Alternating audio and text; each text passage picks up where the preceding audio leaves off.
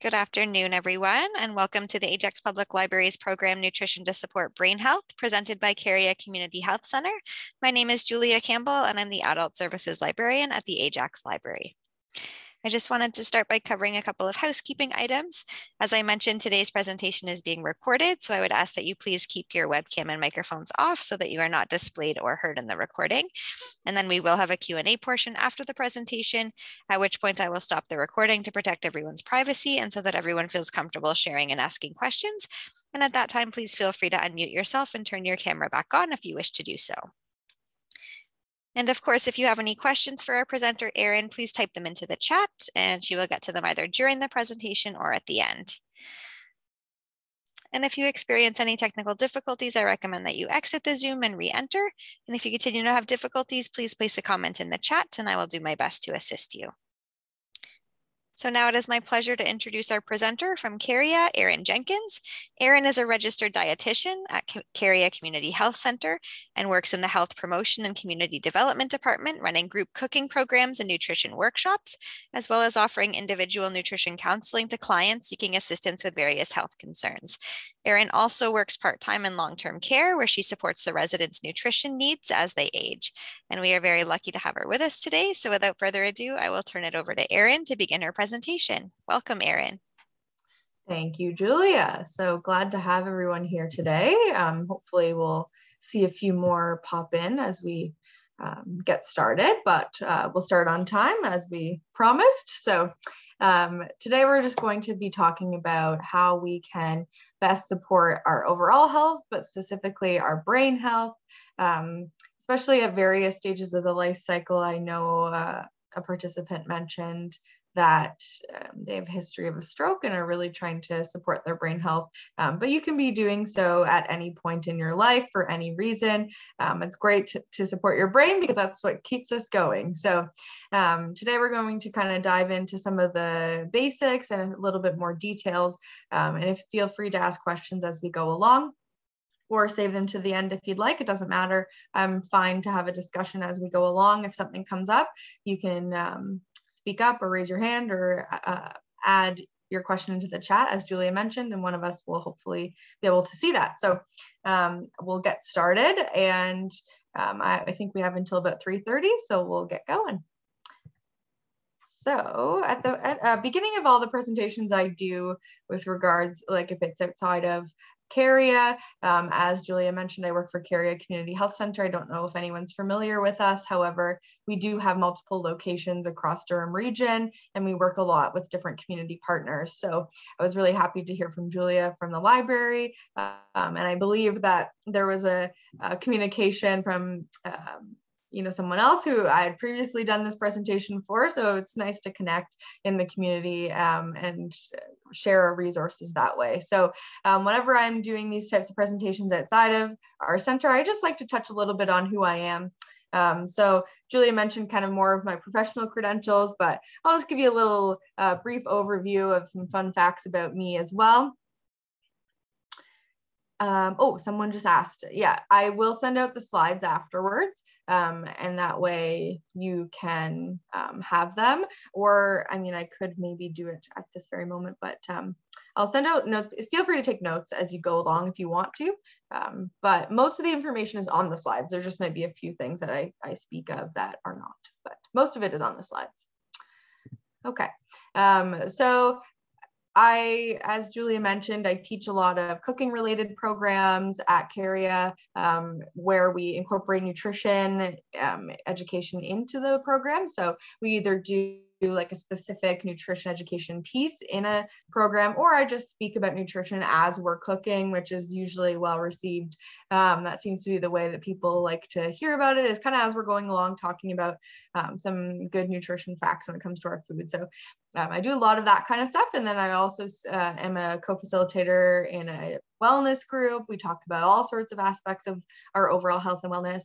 I also usually guest speak in a lot of groups that vary from, say people that are trying to quit smoking and trying to become healthy eaters, to parents that are learning how to feed picky eaters. So I kind of dabble in a lot of different areas at CAREA, working in health promotion, and it's always been my goal to work in this type of environment. So I'm really happy to be in this position. And then I also get, as Julia mentioned, a little bit of clinical experience with the older population by working in long-term care, and I really love that as well. So it's nice to have the mix.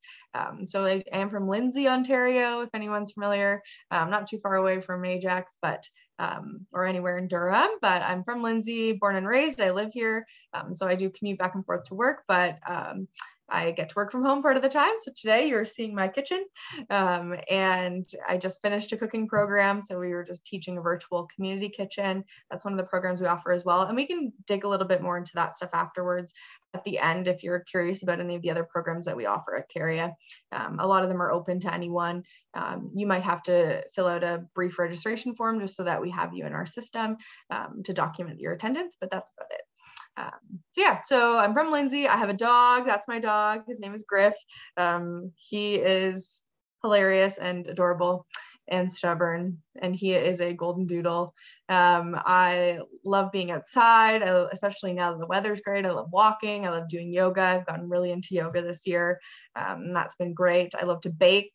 I love to eat. I love all foods. And I also played very competitive curling, which is that little picture on the bottom there. I represented Ontario as more in my young 20s. I'm 30 years old now, but I still play curling for fun. So if that's something I find, that's always a topic that's interesting to people. And I'm getting married this year. There's another fun fact about me. So lots going on with me, but I just wanted to give you a little overview just so you kind of knew who it was that was talking to you. Was there something else in the chat here? Oh, okay. Someone just said same thing. Okay. So before we get really into this topic today, I kind of wanted to debunk a little bit about when you hear, nutritionists, dietitians, you hear these terms being tossed around. And I always like to kind of go over what it means because it can be very confusing if you're not someone that works in the field or works in healthcare. So you might have heard someone refer to somebody as a nutritionist before. That's a pretty commonly used word. So anyone can use that title. You don't have to have any sort of education. Technically, it's not a protected title, meaning, you don't have to have the credentials in order to call yourself that. Anybody could use that name if they wanted to. You could take a weekend online course about nutrition and call yourself a nutritionist. So keep that in mind and use your critical thinking skills if you're seeking out somebody to help you with any sort of nutrition issues. And a registered dietitian, which is what I am, it's a protected title in Canada, meaning that nobody can just call themselves an RD unless they are one, unless they have the credentials to prove it. So you have to complete a bachelor's degree in nutritional sciences from one of the universities in Canada that has an accredited program. Plus you do a 1 to 2 year internship or combined internship master's program. So a lot of the universities are now combining with the hospitals and the organizations that run the internships to offer you you come out of it with your credentials as well as a master's degree, which is great. That wasn't as much of a thing when I graduated, but it's definitely becoming more of the norm now. Dietitians, in order to become registered as dietitians, you have to write a national registration exam to become a member of your college. So we write a national exam, and then that allows us to become members of our provincial college, and you have to maintain good standing. So we pay into our college same way like a nurse would, social workers, anybody in healthcare. We always are practicing in an evidence-based way. So we aren't going to be telling you things that are, not proven scientifically. We are regulated health professionals, and our services are often covered under OHIP. So if you're ever looking to seek out nutrition counseling, for example, where I work, because it's a community health center, we are funded by the Ministry of Health, and therefore my services are covered under OHIP. Same with a family health team. If you're a physician or nurse practitioner as part of one, you have access to a dietitian usually. Hospitals obviously have dietitians. There are outpatient clinics within hospitals that have dietitians where you wouldn't pay for that. And then some people, if you do have additional benefits coverage through work or something like that, then you would have potentially coverage for a private practice dietitian. So some dietitians work similar to like a therapist where they might work for themselves. Dietitians sometimes have their own practices, and they can specialize in more specific areas. So I work in more of a community health setting. So I see people of all sorts of walks of life who need different degrees of assistance with their nutrition. And you can access my services through CAREA Community Health Centre. So that's the gist of it. So my recommendation is to seek out a registered dietitian, of course, because you're going to have those credentials to back up the education and the recommendations that are being made to you. All right, so the big question today that I was hoping to ask, and if anyone wants to share in the chat, or if you'd like to speak up on Zoom, that's fine as well. You can unmute. I was just hoping, maybe what were you coming today hoping to learn about? Anything specific? What challenges with nutrition might you be facing when it pertains to your brain health or your overall health, your health as you age, etc.? If anyone wants to chime in, feel free.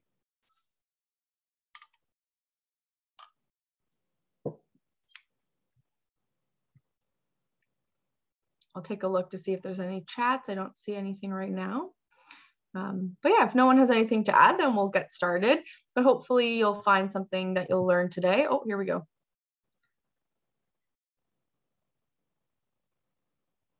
Okay. Gotcha. Okay. All right. So I'm just going to take a look here at the chat. I'm going to take a note of this so I don't forget in case we get questions going along. So you're wanting to learn about some inflammation. Oops. Okay. Good. So we'll get started, and hopefully some of your questions will be answered as we go. And then if you still have some questions at the end, feel free to ask her as we go along. All righty. Okay, so when we come to kind of talk about brain health, it can be really widely varied. So, some people, when we think brain health, we're thinking, trying to prevent that deterioration in our brains as we age. Maybe your family has a history of dementia or Alzheimer's, and you're hoping to do what you can to support your brain health as you get older, just to do as much as possible to prevent that. Maybe you are, dealing with some symptoms after having a stroke, and you're trying to, make sure you're getting enough nutrition. Or maybe you're just really trying to support your brain. Our brain is what keeps us going, and our brain is probably one of the more important organs we have. So one thing to keep in mind is, despite what a lot of articles and posts online and books that are written by who knows who, you'll find that there really truly is not one specific superfood, you hear that term used a lot, that is going to guarantee to promote your brain health. And it's more the overall picture that we're looking at. So it's not like, people used to say blueberries are good for your brain. Well, sure, yes, they are. But, eating all the blueberries in the world isn't necessarily going to prevent your brain from, having challenges in the future. And that's not to scare anybody. It's just that, there isn't one specific food that's going to do it. It's more to look at your overall lifestyle, diet, exercise, etc. That's going to help determine your health as you go forward in life. So that's your proper overall nutrition. That's what's going to keep your mind strong, prevent unintentional weight loss that could happen if you have any diagnosis that might cause your brain to fail to communicate with you to let you know if you're hungry and full, stuff like that. And then just ensuring that you're getting a balance and variety of foods at every meal. So trying to eat the rainbow, as Julia and I were talking about at the beginning. So eating a wide variety of foods is your best bet, and we'll talk about some more specifics as we go along. So has anyone ever seen this? This is the Mediterranean diet pyramid. You might have heard about the Mediterranean diet before. So this is taken just from the actual Mediterranean diet. I see Ezra has their hand or their thumbs up. That's good. So this is kind of the gist of the Mediterranean diet. I'm just going to go through it a little bit and maybe talk about why it might be a good option. So if you've heard of the Mediterranean diet, or if it's not kind of something you're familiar with, it's basically just something that's been outlined more tangibly, but really just represents how people eat in regions of the world where there's lots of research to prove that they are overall healthier humans. So people that live in coastal regions of Italy, Crete, there's like all sorts of places, like all in that area in the Mediterranean, Greece as well. They eat generally this way with slight variation. And research for decades and decades and decades has shown us that this demographic has lower instances of heart disease, diabetes, certain cancers, brain-related challenges, things like that. So you'll notice that there's something to it that we in our Western society maybe aren't necessarily following as much. So when we look at the pyramid, the way it's laid out is basically the lower parts of the pyramid are wider, which means we are consuming those foods and doing these things more often. So, the bottom is obviously the biggest part and is talking about being physically active. So moving our bodies in a way that feels good and that we enjoy. And also, spending time with others, enjoying meals with family and friends. There's a lot of that sort of familial camaraderie in the Mediterranean lifestyle. So, we're eating meals together. If you live with someone, if you don't, that's totally okay. But having that sense of social health is just as important. And we look at the social determinants of health, which are very widespread. And this is where we say that, it's not just what you're eating. It's not just if you're exercising. It's not just if you're taking medications properly. It's, do you have access to these things? What is your financial situation like? What is your living situation like? What is your overall lifestyle like? Is your social health good? Do you have are you improving your well-being in all sorts of different ways? So that's why we focus on that at the bottom, because that is very much part of their lifestyle. And then the majority of the Mediterranean diet is really focused on food that comes from plants. So it doesn't mean they're vegetarian, because they certainly are not necessarily vegetarian. I'm sorry, I think the garbage truck or something just went by. It's very loud. Hopefully you can still hear me. But the lower part of the pyramid is showing us, our fruits, our veggies. We've got our whole grains, so our high fiber grains. We've got nuts and seeds. We've got legumes, so lentils, chickpeas, beans, like those kinds of beans that come dry or canned. You've got your olive oil, your other fat sources like olives, avocados, nuts again would be a source of fat. You've got fresh herbs. So all of these foods are commonly used as the main part of the plate. So most of the plate is kind of a variety of foods from these different groups. So obviously when we look at a plate, we think, okay, well, our fruits and veggies are kind of one section. Then we have like our grains or our potatoes, or sort of our carbohydrates are another section.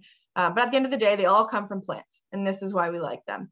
So they're focusing greatly on plant-based foods, and then they complement that with some sort of a protein usually. So that could be something vegetarian, but it could also be a lot of fresh fish and seafood, because they live in regions where it's accessible and it's, better quality. Of course, we don't necessarily have the same access because we are very much inland in Canada. We are not on the coast, but you can still get this kind of stuff. You can still get fish, you can still get seafood, and lots of benefits that we'll get into.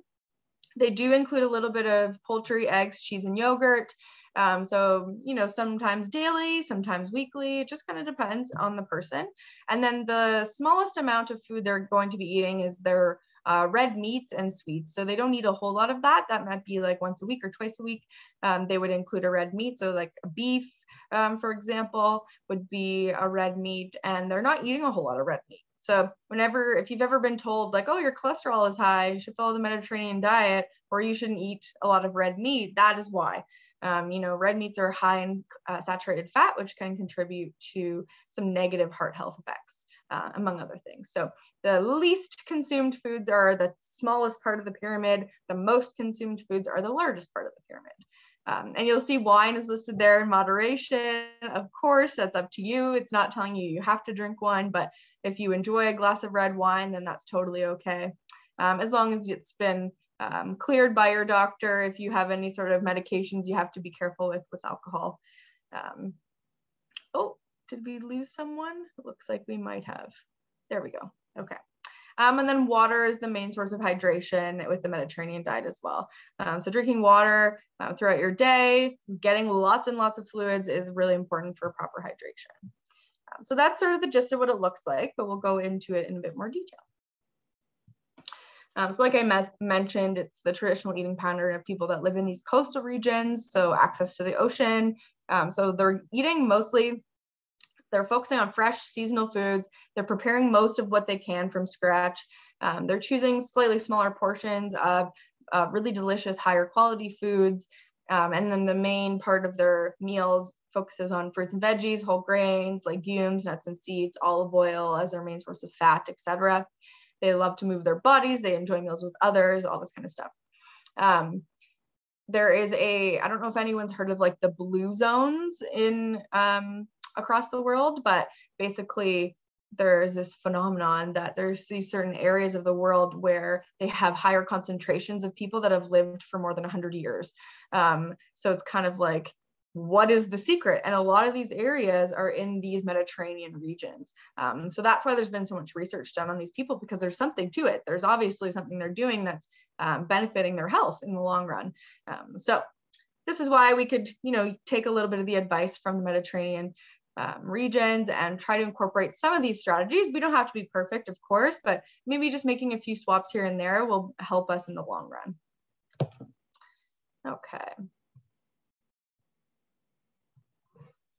So some studies have shown that a positive association, meaning that as you eat more of a Mediterranean diet, you will maintain good cognition or better memory. The Mediterranean diet pattern has long been proven to be beneficial to our overall health. So like I said, with your heart health, preventing diabetes, certain cancers, etc. So it also may be beneficial to your brain health. So keep in mind that there a wide range. Oh, Julia is talking about the blue zones. There we go. So there's a link there in the chat if you want to take a look at it. It's very interesting. I watched a documentary episode about it, and I thought it was just fascinating. So there is some evidence that says that this may be beneficial to us, and we're going to kind of go into why that might be the case.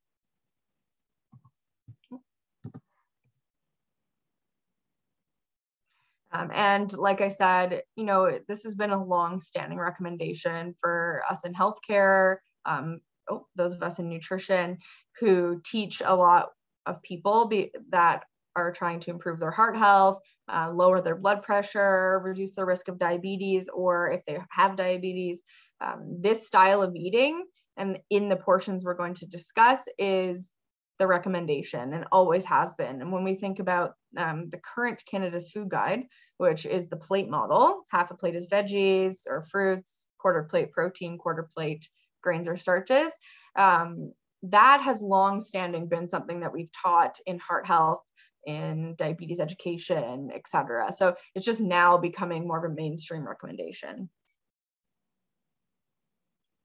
Okay, so when we look at proteins, like I said, we're going to choose our red meat and our processed meats less often. It doesn't mean you have to omit them from your lifestyle, but there's lots of ways you can make swaps. So, instead of using like ground beef, you could swap for a ground turkey or ground chicken, or maybe substitute for lentils or black beans, depending on your recipe, or you could do half and half. So instead of doing tacos, for example, if you're going to make like ground beef tacos, you could do like half ground beef, half black beans, or if you're making like a casserole or a shepherd's pie or something like that, half ground beef, half lentils, just to add more fiber. And also it's going to be cheaper because lentils are less expensive, and you're going to be consuming less red meat. If you are choosing a red meat, so a beef, and we would kind of put pork in that category too, even though it doesn't look as red visually, you're going to be you want to choose lower fat options. So you're going to see lower fat options, for example, without the skin, like a low fat or a lean, extra lean ground meat, or like a tenderloin is usually not quite as fatty. Or if you're buying like a roast or something, trim the fat off as much as you can, and then just season it to your heart's content.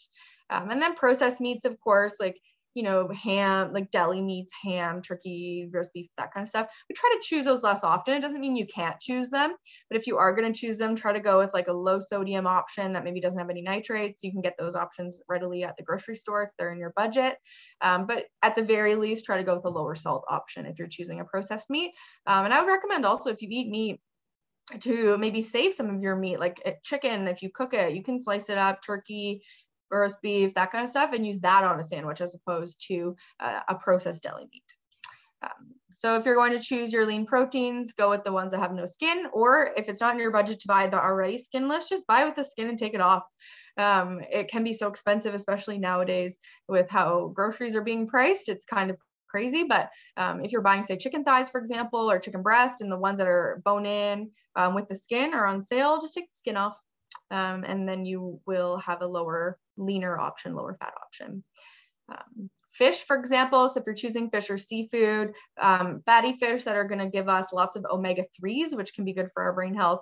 That's going to be our salmon, our trout, mackerel, and sardines. Of course, sardines can be salty because they're in a can. Mackerel depends, but salmon and trout, just like rainbow trout, or any type of salmon, those are good options. And salmon's probably the most easy to find. Trout, sometimes you can buy, but it can be a bit expensive unless you're fishing for it yourself. But yeah, salmon's pretty easily available in the frozen section, fresh, canned, whatever you can find. It's going to be beneficial. It's a good protein source as well. And then trying to incorporate non-animal proteins. You don't have to be a vegetarian or a vegan. You don't have to identify that way in order to incorporate these foods into your lifestyle. So as I mentioned earlier, you know, complementing a meat with a plant-based protein as well, mixing it in, will stretch your budget as well, which I'm all for nowadays. So things like your beans and lentils, tofu, if you like that, tempeh, they're all really inexpensive and they kind of go a long way. So trying to stock up on things like beans and legumes can be really helpful to have those in your pantry. And they're great protein and fiber sources. Okay, so we talked about protein. So we're kind of going through all the macronutrients, so protein, carbs, fats, etc. So we've talked about protein. We need protein. It's going to help us to keep our muscles active, to prevent that muscle breakdown as we get older. It's going to, you know, give us the oomph we need to keep going. So important to get lots of protein in your diet, unless, of course, you've been told otherwise by a doctor. The person that's listed as LK, is tofu bad in regards to estrogen/breast cancer? There's a lot of misinformation on the internet about soy products, and people are afraid of soy products because they think it'll increase their cancer risk. And that's actually not true at all. So I'm not sure exactly when that became sort of the reported rumor, but it's been a long time. But the research now really supports actually consuming these types of foods because they can be really beneficial and actually preventative when it comes to some types of cancer. Now, there are specific, if you are, you know, actively being treated for certain hormonal responding, I forget the actual name of it, breast cancers, then you might be told to avoid soy products. But in many, many cases, you can very safely consume soy products. And they're actually great sources of fiber, protein, calcium. They've got lots of good stuff in them. So please don't be afraid of soy products. I know a lot of people are, but please do not be afraid of them. They are great options to incorporate into our diets. But that's a great question because that's a common one that I get. So thank you for that. Okay, so when we're talking about fats, we want to choose foods that are low in saturated fat. So I kind of touched on that a little bit when I was kind of relating this back to heart health, but for brain health especially as well, we want to choose foods low in saturated fat. So saturated fat, comes from animal products. So foods that are high in animal fats are going to be high in saturated fats. With the exception of coconut oil, which is a plant, however, it's high in saturated fat. So keep that in mind as well. And you want to try to choose unsaturated fats most often as your fat sources. So we still need fat in our diet. We really do. That cushions our organs. It can be beneficial to our brain health as well. So things like olive oil, a cold pressed canola oil, avocado oil or avocados, nuts and seeds, and fatty fish are going to give us lots of great heart healthy and brain healthy fats. And then, like I said, if you have high cholesterol, choosing these types of fats are going to be the better option as well. Yeah.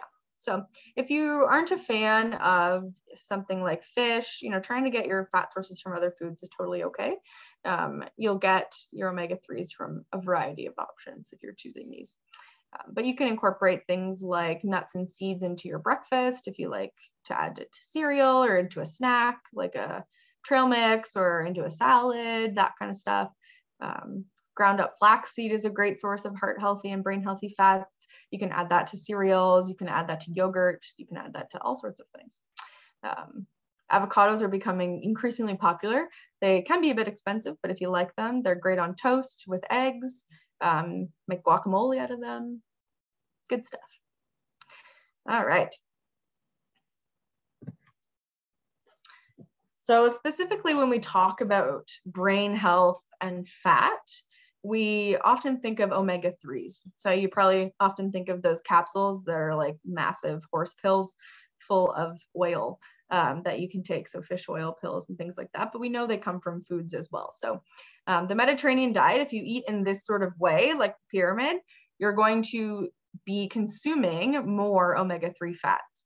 So we cannot make omega-3 in our body, therefore we have to consume it in our diet. So there's other types of fats that we can produce in our bodies based on what we eat. However, we cannot make omega-3. So that means it has to come from somewhere outside of our bodies. So that would be our salmon, our trout, our mackerel, a little bit in tuna, herring, sardines. Omega-3 fortified foods. So that means that the omega-3 has been added. So sometimes you'll see eggs that say they have omega-3 added. There's other foods that sometimes are fortified with omega-3s, like some margarines and stuff like that. You don't have to eat them, but that is something that's available. And then, like I said, flax seeds, walnuts, tofu, canola oil, soybean oil, etc. Apparently I put a comma there instead of a period, my bad. Another question here. Yeah, flax seeds fine. You're going to get the most benefit from flaxseed if you eat the ground flaxseed. So it's good for you. So unless you've been told otherwise by a healthcare professional for specific reasons, then you should be able to eat flax seeds without an issue. So they're great sources of fiber, and they also are going to give us lots of heart healthy and brain healthy fats. If you eat the whole flaxseed, that's going to just kind of give you fiber. It's not going to break down at all. That's why I recommend eating the ground up kind, and that way you get access to all the good fats that are inside of them. So you can buy it already ground. You can grind it yourself if you have like a coffee grinder, but you can buy them already ground. I would recommend keeping them in the fridge because the fats can oxidize and make it go rancid if you leave it out too long. So I keep mine in a jar in the fridge and then just scoop it when I need it.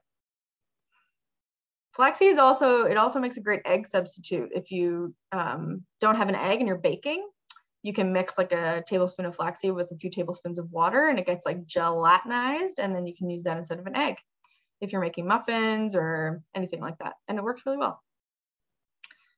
Okay. So when we talk about omega-3s, the question I get often is, should I take an omega-3 supplement? Now, I always try to take the approach with my clients that if you can get it from food before you take a supplement, that's going to be your best bet, because you're getting more of a whole source of nutrition, not just that vitamin, but it's more all-encompassing. If you're going to eat a food that's high in those nutrients, you're also going to be getting other nutrients from those foods. So if you can't consume enough of any vitamin or mineral through food sources alone, that's when a supplement might be appropriate, but obviously speak to your healthcare professional for guidance. I'm not here to give personalized advice today, so that would really depend on the person and your situation. But there are some situations where people might be recommended an omega-3 supplement, but you don't need to all be running out and getting one. Trying to increase some of these foods in your diet is going to be a great first step. And also, if you don't like swallowing pills, and you end up burping an interesting flavor if you take fish oil supplements. Okay, so the next sort of nutrient that we want to talk about when it comes to our brain health, as well as our overall health, really. In the Mediterranean diet, we talk about sodium. So if you remember back when I said sort of what the premise of the Mediterranean diet was about, one of the big things is that they cook fresh foods, and usually most of their food is cooked from scratch. Now, our lives are busy and we aren't necessarily cooking every single thing we have from scratch. And there are certainly convenience foods that we purchase, like I purchase, that make my life easier, that are not, from scratch, like a can of tomatoes, as opposed to me like stomping on tomatoes to make sauce. Stuff like that can be really handy, but trying to choose low sodium options or no salt added options are going to be beneficial to our overall health.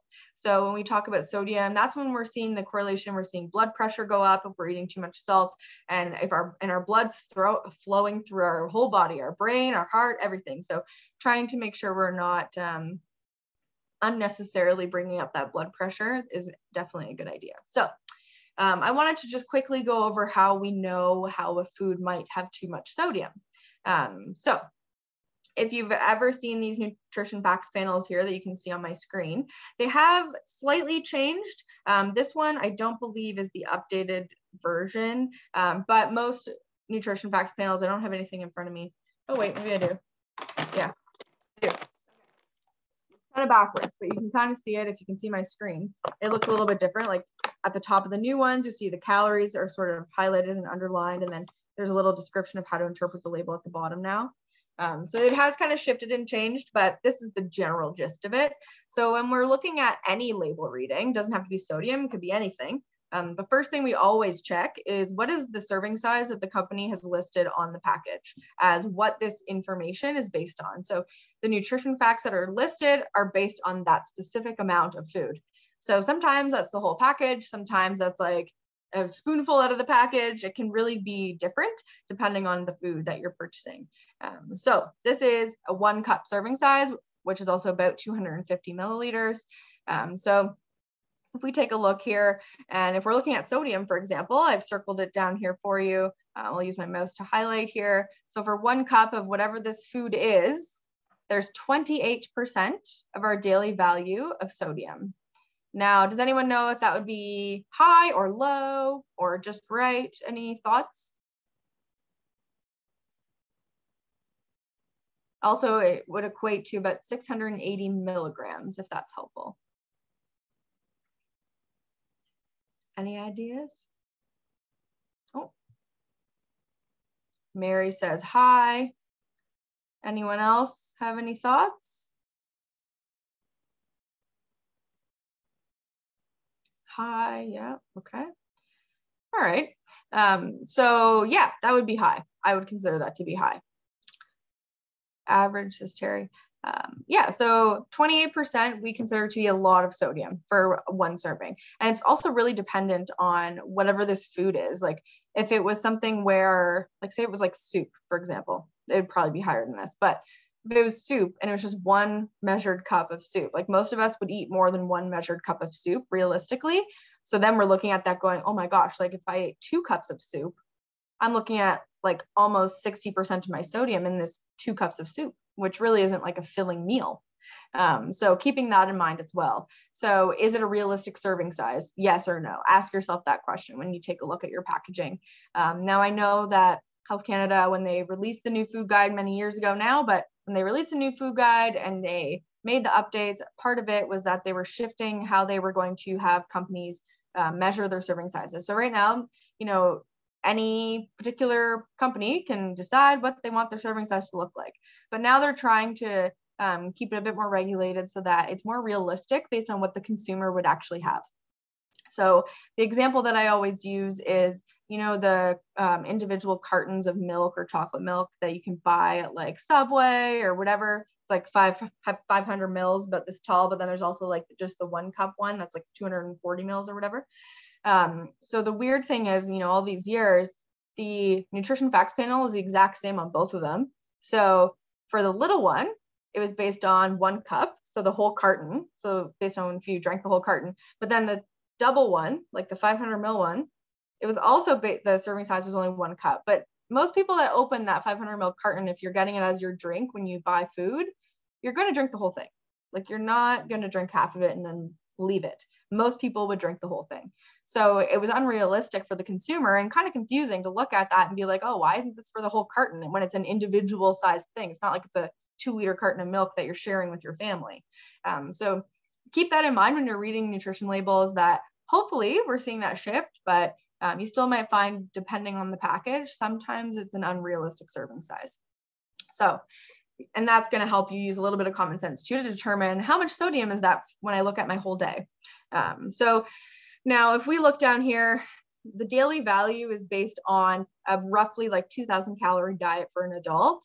Now that is obviously so generic because everyone's needs are different. And that'd be about 2,000 to 2,500 milligrams of sodium, even though the average adult consumes probably closer to like 3,000 to 3,500 milligrams of sodium without even realizing, because we do consume more foods that are packaged and that have more sodium added to them already. And we can't take it out once it's been added back in, but we can control what sodium we do add once it's, if we're making things from scratch. So the Mediterranean diet is definitely lower in sodium because we're not using as many convenience foods. So I'll show you on this next slide, I believe. There we go. When we're interpreting our nutrition labels, and I said how 28% is considered high. If we're looking at the percent daily value based on serving size, if it's below 5% of your daily value, we would say that's a little bit, so that's pretty low. If it's above 15%, that's, a lot. So we would say that's pretty high. So 28% is almost double that. So that would definitely be high. So we want to choose foods that fall somewhere below the 15% mark if we can. And then I wanted to keep in mind that there are sort of different claims that are made on packaging. So take a look when you're shopping. If you find something that says salt-free, sodium-free, that means there's going to be less than 5 milligrams of sodium per serving. If it says it's low sodium, that means it will be under 140 milligrams per serving. If it's lower or reduced sodium, this is where I think people get a bit caught, because it's a bit, if you're not paying attention, then you might misinterpret by accident. So that means that it's going to contain about 25% less sodium than whatever their comparable original food item is. So for example, like chips. So regular plain chips have like a certain amount of sodium. And then there's the blue package. I'm thinking of Lay's. There's the blue package that's like reduced salt, plain chips, but it's not low sodium. It's just lower. Same thing with soy sauce. So regular soy sauce is going to have a lot of sodium because it's very high in salt. That just is naturally how it is. However, the lower sodium option is still actually high in salt compared to these standards. When we look at the interpretation, it's still got like, 20-something% sodium, but it's lower than the original. So always take a look at your labels, read them carefully if you're concerned. Then your lightly salted, that's going to be a food with 50% less sodium than what their original item is. But again, depending on what the original had, that could still be a lot of sodium. And then unsalted, I'm sorry, I'm having trouble speaking today. Unsalted, no salt added or without added salt is what you're going to see a lot of times on canned products. So like your canned tomatoes, canned vegetables, canned beans and legumes, it usually will say no salt added. And it might be like a blue label or something, or like a ribbon on a label that will say that to identify that it's a low sodium option. All right. So check your labels when you're shopping, just out of curiosity, even take a look and see if there's maybe an option that you could purchase that is comparable in ingredients without the added salt. So another nutrient that we like to look at specifically for brain health is vitamin D. So this is a big one. And when we talk about supplements earlier with the omega-3s, we talked about how food first is always the best approach, with one exception, and that's vitamin D.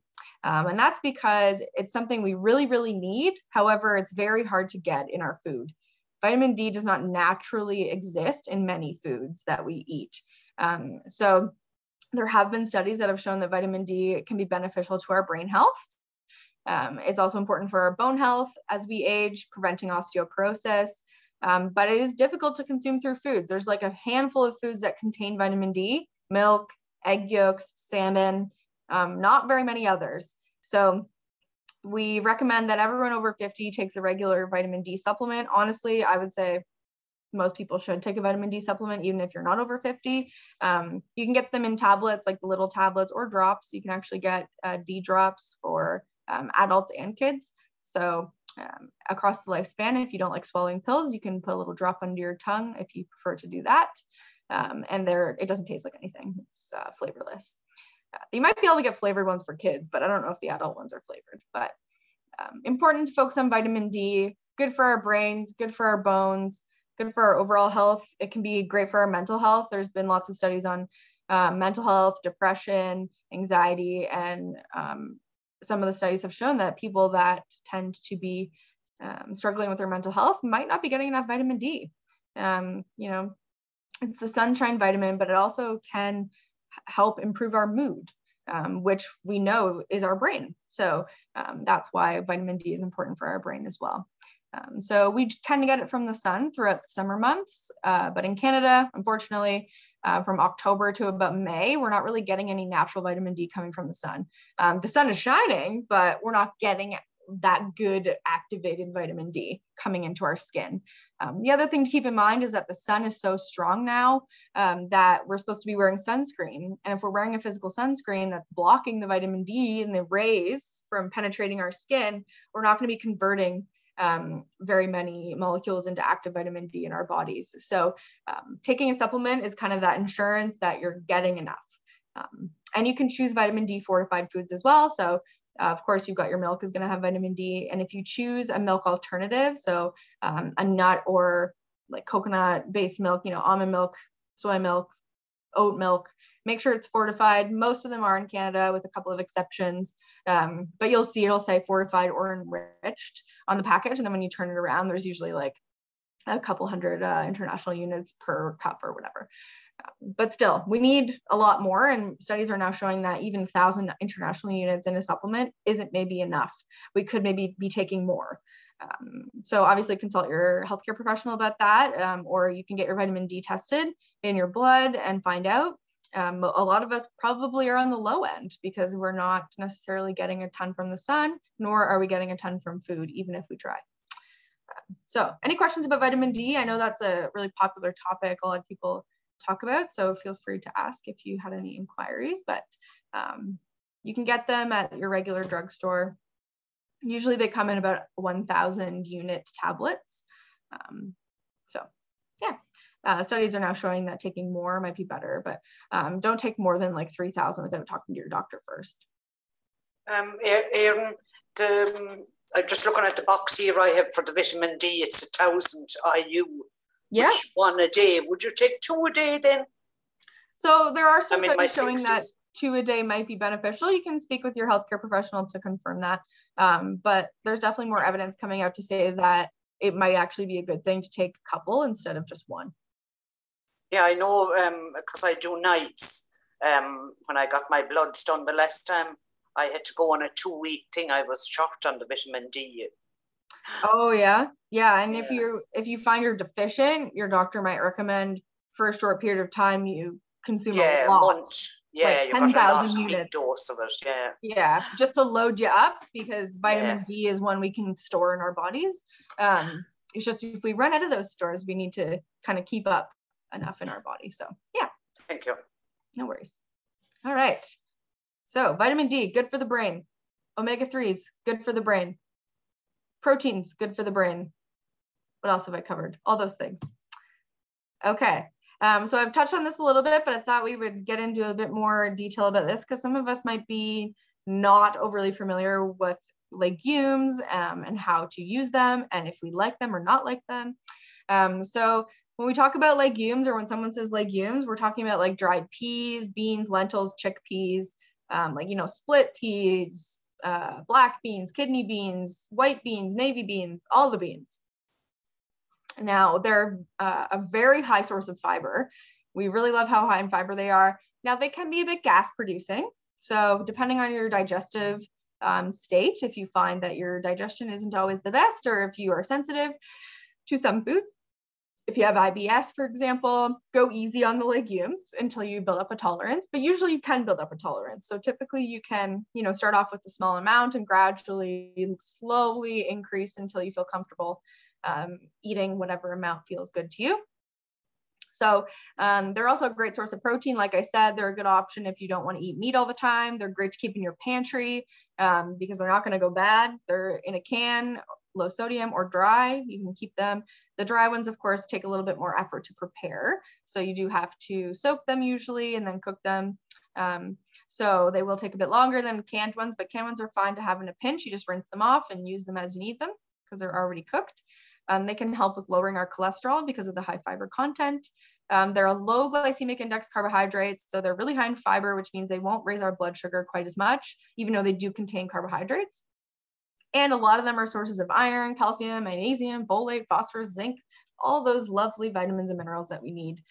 So various different beans are going to be higher or lower in all of these different vitamins.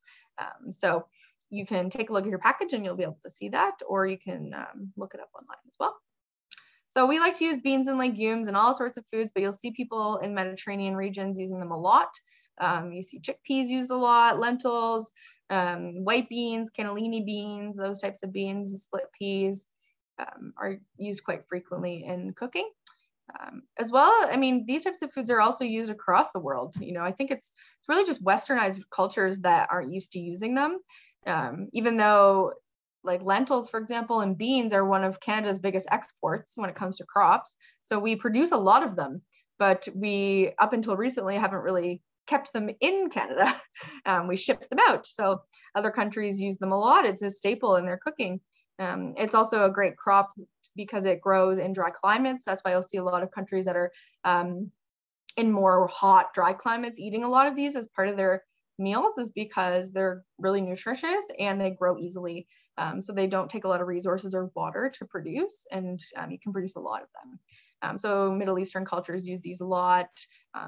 You'll see like curries and dal and all that kind of stuff often have lentils or chickpeas or other types of beans in them. So I encourage you to, be a bit more creative and incorporate them into your meals if you don't already. And there's lots of recipes online if you're curious. I also have some resources as well. Fun fact, peanuts are also a legume. They're not a nut, similar to like almonds or cashews. They're not a tree nut. Peanuts are a legume. And that is why some people might have a peanut allergy, but they're not allergic to other nuts because they're not actually the same type of food. So the proteins are a bit different in them. So if you didn't know that, now you do. Okay, how can I add legumes to meals? So we talked about this a little bit, but here's some ideas. So, substituting half of your ground meat in a pasta sauce or a shepherd's pie with like lentils, add black beans to your tacos. You can add beans or lentils, of course, to like chilies, soups, stews. That's a really easy way to get them in, including bean dips into your diet. So hummus, that kind of stuff, black bean dips, white bean dips. Try black bean brownies. You can dabble in baking a little bit with them. You can roast chickpeas in the oven with whatever seasonings you like, and they're really good on salads or just to snack on.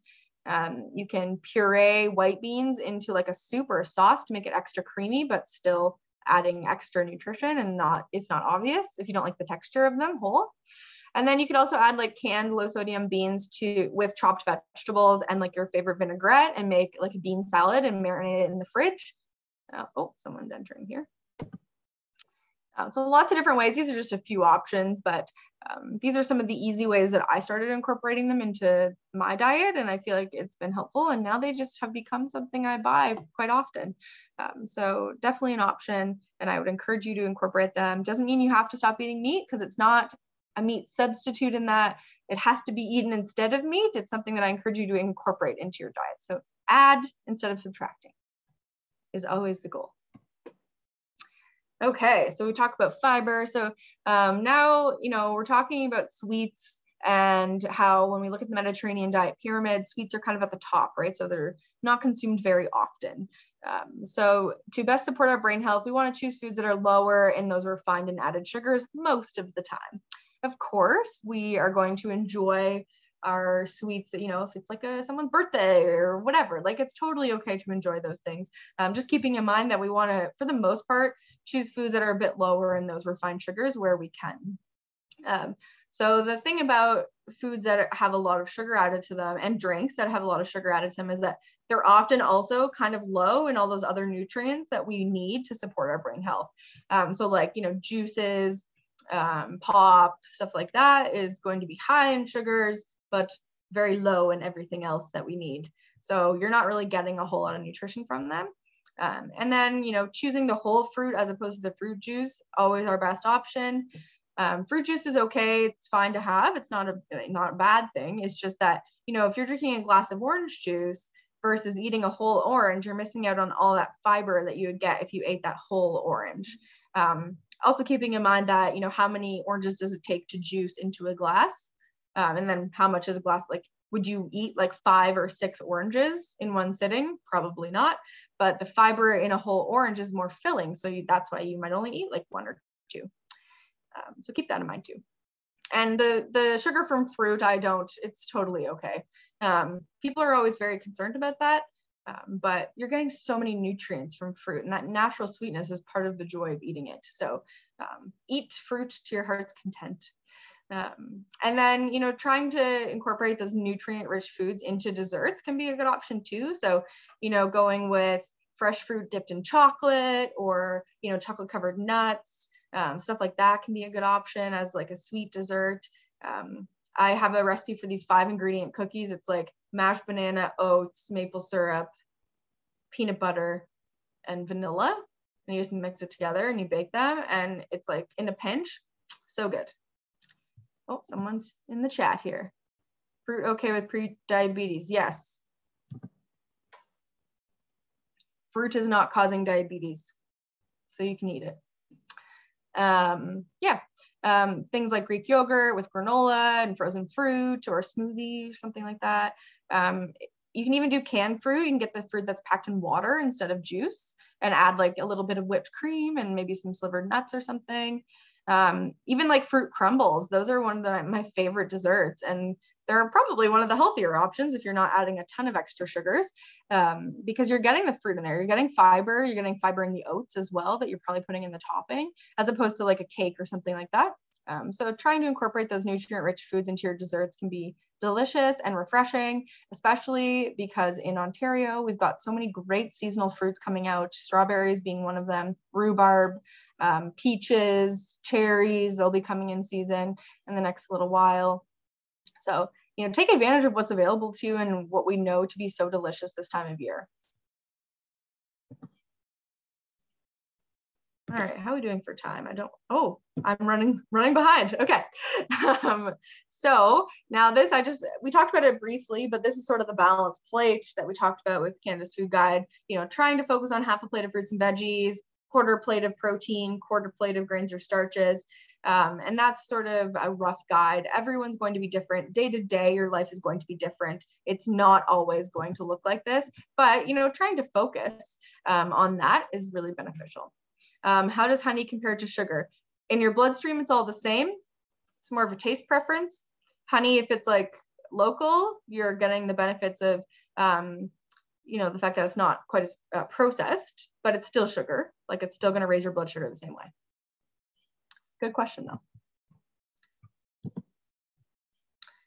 So other things that kind of go with that bottom part of the Mediterranean diet pyramid, making your meal times enjoyable. So choosing nice table settings, you know, limiting your distractions at meals, enjoying meals with others if you have the option, serve food at your preferred temperature, and also making sure it's cooked to a safe temperature, and trying to eat in a way that doesn't make you feel rushed. So trying to make time to actually sit and enjoy a meal can be really beneficial to your digestion, to your brain, to your heart, all the things. And then this is kind of, I don't know if this applies to anyone, but in my previous presentation it did. So I can touch on it briefly, but we were just talking about people who are struggling with dementia or Alzheimer's and how they could maintain their nutrition. So this is just talking about like eating finger foods, things like that, because usually the dexterity of using a utensil can become difficult for some people. So that's sort of what this was touching on. And then if you ever have chewing or swallowing difficulties, trying to receive an assessment from an SLP can be really helpful. That was another thing that was more for the Alzheimer's Society, but if this applies to you or a family member, this can be important as well. So if you're having trouble chewing and swallowing, then trying to get that assessed. Dietitians in certain situations have the capacity to assess swallowing, like long-term care, for example. But you can always ask for a referral to SLP if you or a family member needs help figuring out why you can't swallow or chew foods. And then there are adaptive aids for people that have difficulties, if this applies to anyone that you know or you, to make eating a more enjoyable experience as we find that our brain health changes. So kind of overall, the summary of what we talked about is trying to embrace the idea that variety and balance and being flexible with eating are really important. So choosing a wide variety of foods, different colors, especially because what's in season is so nutritious and delicious. You know, following a little bit more of the premises of the Mediterranean eating pattern that will promote good health across the board. So your brain, your heart, all the things, diabetes prevention, and making meal times enjoyable for you, for your loved ones. And you can make adaptations to your meals as needed if you're having any difficulties with your brain health. This is just information I want to provide if you're looking for one-on-one dietitian support or nutrition counseling. If you have a family physician or nurse practitioner that's part of a family health team, usually there's an RD within that family health team. Or if not, or if you don't have a family doctor, community health centers, you can self-refer to me or to other dietitians that are on our team. There's multiple dietitians that work for CAREA across our different locations. This is my information, but I can always get Julia to send it out to the participants afterwards if needed, if you're wanting to book an appointment. So yeah. Any further questions? Did I come in right on time? Pretty much. I have a question in the chat here. Oh, thanks, okay. Thank you, Erin. I'm just going to stop the recording and open it up to see if anyone has any questions.